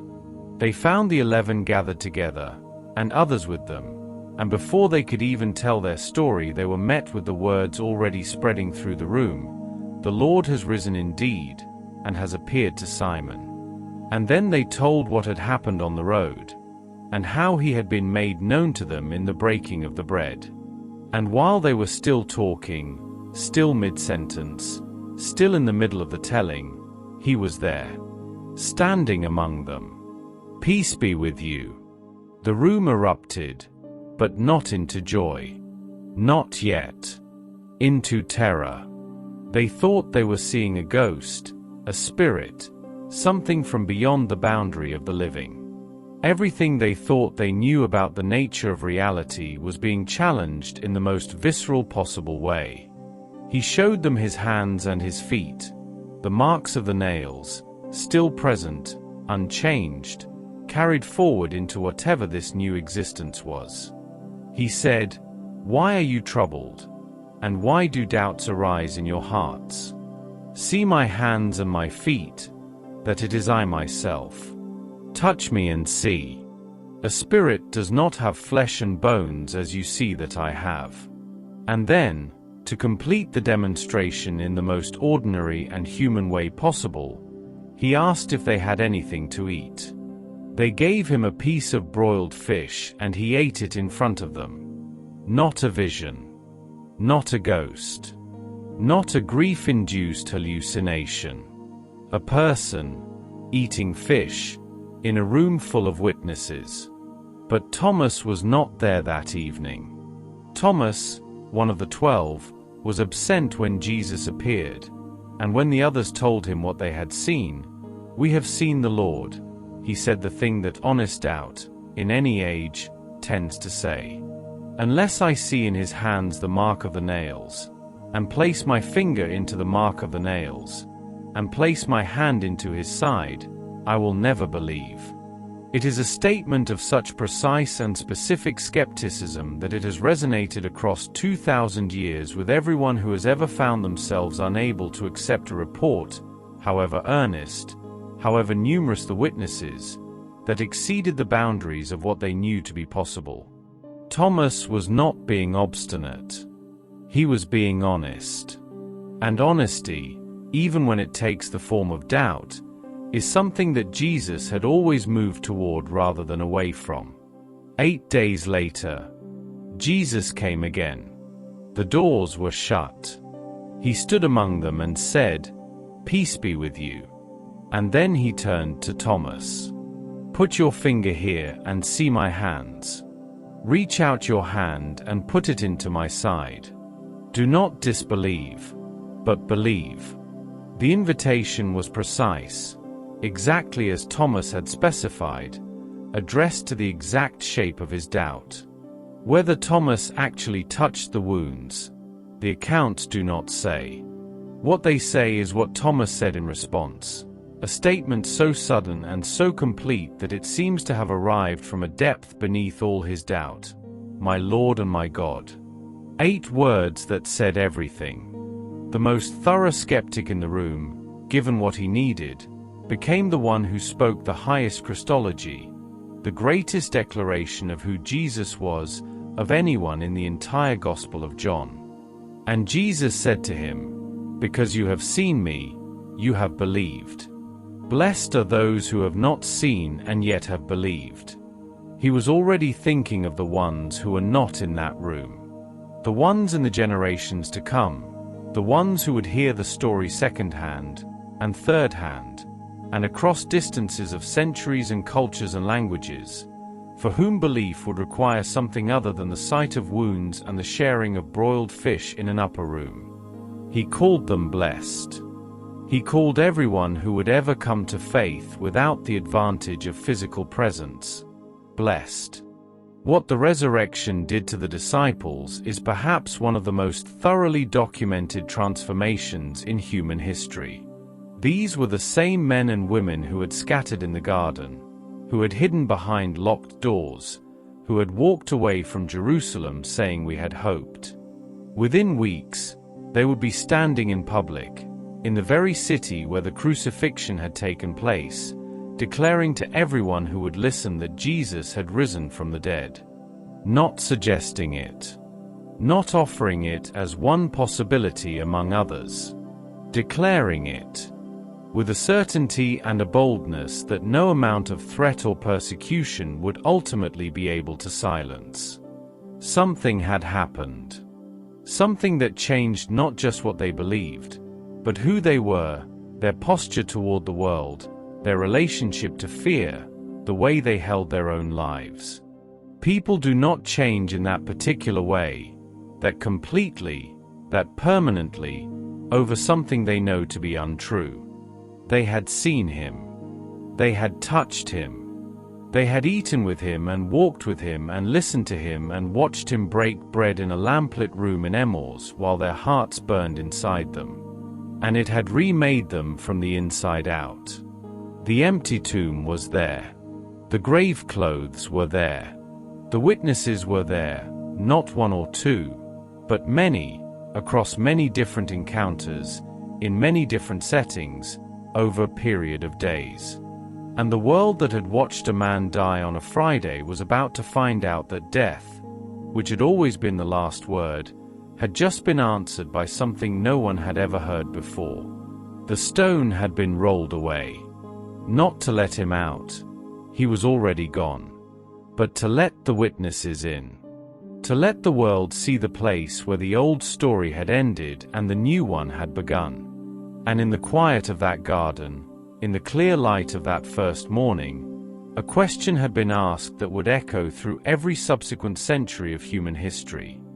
Why do you seek the living among the dead? He is not here. He has risen. 40 days. That is how long it lasted. This extraordinary, unrepeatable season between the resurrection and whatever came next. 40 days in which the boundaries between the familiar and the impossible had been redrawn, in which the disciples found themselves living inside a story that had no precedent and no map, sustained by encounters that continued to arrive with the quiet unexpectedness of the first one, each one adding another layer to a reality they were only beginning to comprehend. He came to them in Jerusalem, in closed rooms and on familiar streets. He came to them in Galilee, by the lake where so many of them had first heard his voice and left their nets to follow him. He came to them in the early morning and in the evening, to individuals and to groups, to people who recognized him immediately and to people who did not recognize him until a gesture, a word, a particular way of doing something broke through the strangeness and revealed who he was. He was the same, and yet different. The wound still present, the voice still his own, the personality unmistakably continuous with the man they had known. And yet there was something about the way he moved through the world now that did not conform to the ordinary rules of bodies and spaces and distance. He was there, and then he was not. He came through locked doors. He appeared on roads and by shores and in rooms without the usual announcement of arrival. Whatever this resurrection existence was, it was not simply a return to the life he had lived before the cross. It was something new, something the world had not seen before and would not see again, a life on the other side of death that carried death's marks but was no longer subject to death's power. And in those 40 days, he taught. This is one of the quieter but more remarkable details of the resurrection period, that he did not simply appear to confirm that he was alive and then withdraw. He stayed. He continued to instruct. The conversations that had been interrupted by the arrest in the garden resumed, deepened, expanded. He opened their minds to understand the scriptures. The accounts say, going back through the law of Moses and the prophets and the Psalms and showing them, now with the completed picture in hand, how all of it had been building toward what they had just witnessed. The things he had said before the crucifixion, the things they had heard but not fully grasped, the teachings that had seemed obscure or difficult or too large to contain, all of it began to settle into place in those 40 days, like pieces of a vast and intricate pattern finally assembling themselves into the image they had always been meant to form. He strengthened them. This is perhaps the most human of all the things he did in those weeks. Not the spectacular appearances, not the demonstrations of his resurrection body, not the theological instruction, but the simple, patient, repeated work of shoring up the faith of people who had been shattered and were slowly, haltingly, finding their way back to themselves. Peter, who had denied him 3 times at a fire in the courtyard of the high priest, encountered Jesus by another fire, on the shore of the Sea of Galilee, in the early morning, after a night of fishing that had yielded nothing until a voice from the shore told them to cast the net on the other side. The net filled. They came ashore. And there was breakfast waiting, bread and fish cooking over the coals, prepared by Jesus himself, who served it to them with the same unhurried generosity with which he had always done everything. And after they had eaten, he turned to Peter. 3 questions. 1 for each denial. Do you love me? 3 times he asked it, and 3 times Peter answered, and 3 times Jesus responded with a commission. Feed my lambs, tend my sheep, feed my sheep. He was not rubbing the denial in. He was building something over it, layer by layer, restoring Peter's sense of himself and his place in the story with the same methodical care with which the denial had dismantled it. By the end of that conversation on the shore, Peter was not the broken man who had wept in the courtyard. He was, once again, a shepherd with a flock to tend. This pattern of restoration, of patient rebuilding, ran through the entire 40 days. Each appearance was calibrated, it seems, to the specific need of the specific person or group being encountered, as though these weeks were not only a demonstration of the resurrection but a comprehensive and personalized ministry of healing addressed to everyone who had been wounded by the events of that Friday. The women who had stood weeping at the cross were the first to hear the news. The disciples who had scattered were gathered back. The doubter was given precisely what he needed. The denier was reinstated. The 2 who had walked away from Jerusalem in despair were turned around on a road and sent back into the city with burning hearts. No one who had loved him and lost him was left untended. He appeared, the accounts tell us, to more than 500 people at one time, a detail that the Apostle Paul would later cite with the specificity of someone making an evidential argument, noting that most of those 500 were still alive when he was writing, still available to be questioned, still capable of confirming what they had seen. This was not a private, unverifiable experience shared by a small and easily dismissed group. It was witnessed on a scale that defied any explanation rooted in grief or wishful thinking or the kind of shared delusion that sometimes grips small and isolated communities. 500 people, in one place, at one time, seeing the same thing. The mathematics of coincidence do not stretch that far. The world outside was unchanged. Jerusalem was still Jerusalem. The Romans still occupied the land. The religious authorities who had orchestrated the crucifixion were still in their positions of power. The political and social realities that had made his execution possible had not been altered by anything that had happened in a garden on a Sunday morning. And yet the disciples who moved through that unchanged world were themselves so profoundly changed that they seemed to inhabit it differently, with a lightness, a fearlessness, a willingness to speak and to act that nothing in their previous experience had produced. Something had been placed in them that the world could not take away, because the world had already done its worst and found that its worst was not enough. He had one more thing to do before the 40 days ended. He had to send them out. The commission he gave them was not new in spirit. It was continuous with everything he had said and done since the Jordan River. But it was new in scope. "Go," he said. "Go into all the world. Make disciples of all nations. Baptize them and teach them." He was not sending them to Galilee, or to Judea, or to the Jewish people alone, as the primary focus of his own earthly ministry had largely been. He was sending them to everyone. To every nation, every culture, every language, every people group on the surface of the earth. The message that had begun at a river in the desert of Judea was to spread until there was nowhere left for it to go. And he told them something else, something that was either the most comforting promise ever made or the most extraordinary claim ever staked, depending on where you stood: "I am with you always, to the end of the age." Not "I was with you." Not "I will send someone in my place." "I am with you." Present tense, continuous, enduring, transcending the limits of a physical body in a specific location. A presence that would somehow accompany them into every nation and every century and every circumstance they would ever encounter. And then came the final morning. He led them out as far as Bethany, the village he had loved, the home of Mary and Martha and Lazarus, the place where he had wept and then called a dead man out of a tomb. He lifted his hands and blessed them. And while he was blessing them, he was taken up, lifted from the earth, carried upward, until a cloud received him out of their sight.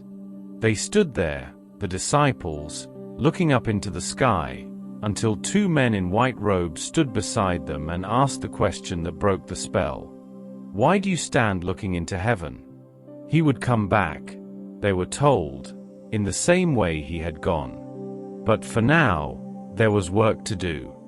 They returned to Jerusalem with great joy.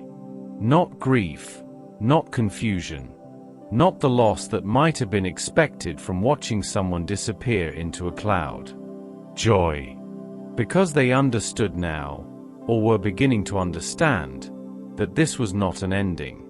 He had told them to wait in the city until they received what he had promised: a power from on high, a helper, a comforter, something that would complete in them what the 40 days had begun.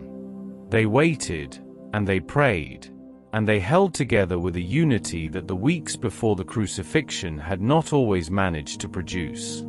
And the waiting was not empty. It was full of everything they had been given: every teaching, every appearance, every restored relationship, every morning on the shore, every road walked with a stranger who turned out to be the Lord. And so we arrive at the end of this long journey through a life that began, as this telling has traced it, at the edge of a river where a man named John was baptizing, where the sky opened and a voice spoke and a ministry was born.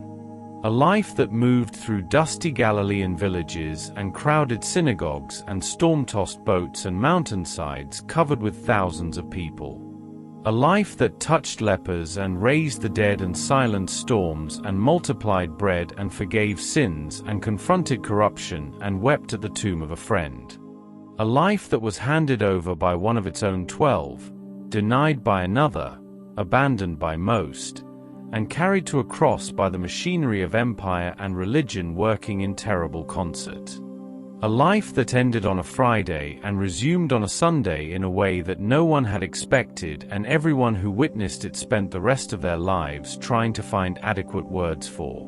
What those witnesses eventually produced, in letters and in gospels, in sermons preached in public squares at the risk of their lives, in communities formed in the name of the risen Jesus across the breadth of the Roman Empire and beyond, became one of the most consequential movements in human history. Not because it was organized or well-resourced or politically advantaged. It was none of those things. It spread because the people carrying it were carrying something they had not invented and could not let go of. Something that had found them at their lowest, in their hiding places, behind their locked doors, on their roads of despair, at the shores of their failed fishing nights, and had called them by name and commissioned them and promised to stay with them to the end of the age. The resurrection became the foundation on which everything else was built. Not one doctrine among many, not a peripheral claim that could be set aside without much loss, but the load-bearing center of the entire structure. Paul, who had not been in the upper room and had not walked to Emmaus and had not stood in the garden on that first morning, who had, in fact, spent the early part of his life actively working to suppress the movement that the resurrection had generated, encountered the risen Jesus in a moment of blinding, unasked-for grace on a road to Damascus, and the encounter so completely remade him that he spent the rest of his life as the most tireless and far-ranging ambassador the movement would ever produce. If Christ has not been raised, he wrote, your faith is futile. He was not hedging. He was identifying the precise point on which everything depended. And he wrote those words as someone who had staked his life on the conviction that Christ had, in fact, been raised. The message spread. It crossed the borders of Judea and moved through Samaria and Syria, through Asia Minor and Greece and Rome. It reached people who had never heard of the Jordan River, who had no context for the Jewish scriptures that Jesus had said he fulfilled, who lived in a world of different gods and different stories and different assumptions about what was possible. And it found them. Not because it was imposed by force. In the early centuries, the movement spread most rapidly precisely when it was being most aggressively persecuted, but because something in it resonated with something deep and searching in the human heart. The news that love was stronger than death, that the last word had not been spoken at the cross, that there was a God who entered human suffering rather than remaining apart from it. This was news that traveled on its own momentum, carried by people who could not be silenced because they could not stop speaking about what they had seen and heard and touched and been transformed by. 2,000 years have passed since that first Sunday morning in the garden. Empires have risen and fallen. Languages have been born and died.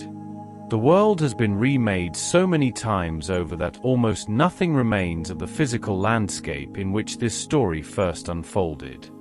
And yet the story itself has not faded. It has been told in every language on earth, in every kind of place, in great cathedrals and in small rooms, in times of peace and in times of persecution, whispered in secret and proclaimed from rooftops, read by candlelight and transmitted across digital networks to people in corners of the world that the disciples could not have imagined. Something in it has proven itself resistant to time in a way that few things have. It is the story of a life that lasted, in its earthly form, something like 33 years. A life spent largely among ordinary people in a small and politically marginal region of the ancient world. A life without armies or palaces or the usual instruments of historical significance. And yet it is the most written about, most studied, most argued over, most beloved, most transformative life in the history of the human race. Not because of what he had, but because of what he gave. Not because of where he went, but because of who he was to the people he encountered along the way, the leper he touched, the widow whose son he raised, the woman who reached through the crowd to touch the hem of his garment, the disciples he called from their boats and their tax booths, the thief on the cross who asked only to be remembered, the woman who stayed at the tomb and heard her name spoken in a voice she would have recognized anywhere. He came from ministry to death and from death to victory. He walked the full length of human experience, the joy and the grief, the welcome and the rejection, the friendship and the betrayal, the prayer and the silence, the cross and the empty tomb, and he walked it all the way through. He did not stop at the cross. The stone could not hold him. The grave could not keep him. And what emerged from that garden on the first day of the week was not simply a man restored to life, but the beginning of something that death itself had been unable to prevent. Why do you seek the living among the dead? He is not here. He has risen. And the world has never been the same since.